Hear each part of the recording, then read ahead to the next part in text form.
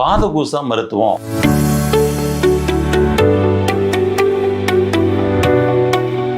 அப்படின்னா என்ன அப்படின்றது இன்னைக்கு நிறைய பேருக்கு ஒரு கேள்வியாக இருக்குது. பாதகூசா மருத்துவம் அப்படின்றது நம் உடம்பில் இருக்கக்கூடிய எல்லா உறுப்புகளுடைய நரம்புகளும் நமது கால் பாதத்தை வந்தடைகிறது அப்படின்றது நம்முடைய சித்தர்களின் கூற்று. என்ன எப்படி செயல்படுது அப்படின்னு சொல்லி சொன்னோம்னா, நம்ம உடம்பில் இருக்கக்கூடிய எல்லா உறுப்புகளின் நரம்புகளும் கால் பாதத்தில் முடியுது பார்த்தீங்களா. இப்போ ஒவ்வொரு உறுப்புகள்லையும் ஒரு டிசீஸ் ஏற்படும்.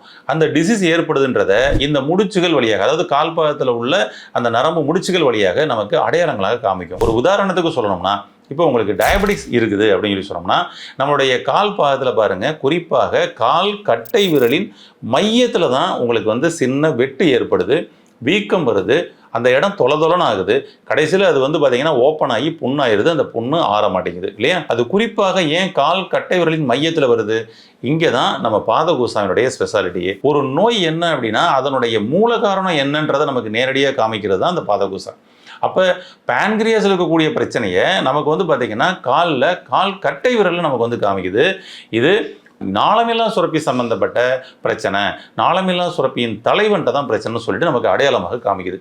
அப்போ உடனடியாக இந்த கால் பாதத்தின் கட்டை விரலில் தெரியக்கூடிய அடையாளங்களை நம்ம சிகிச்சையாளர்கள் பார்த்தீங்கன்னா போக்குவாங்க. அதை போக்க என்ன நடக்கும் அப்படின்னா, அந்த எண்டோக்ரைன் சிஸ்டம் நார்மல் ஆகும்.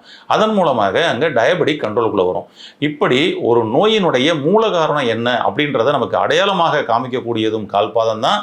அந்த இடத்துல சிகிச்சை அளிக்கப்படும் பொழுது அடையாளம் மாறி நார்மல் அப்படின்னு காமிக்கக்கூடியதும் கால்பாதம் தான்.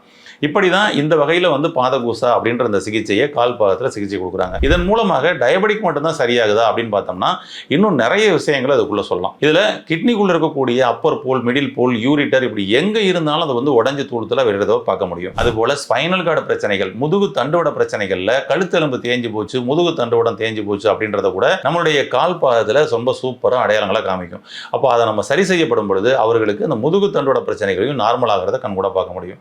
இப்படி மக்களால் பல விஷயங்கள்ல அவதிப்படக்கூடிய பல கிரானிக்கா இருக்கக்கூடிய நோய்கள் எளிமையாக சரி செய்யக்கூடியது தான் இந்த பாதகூசா.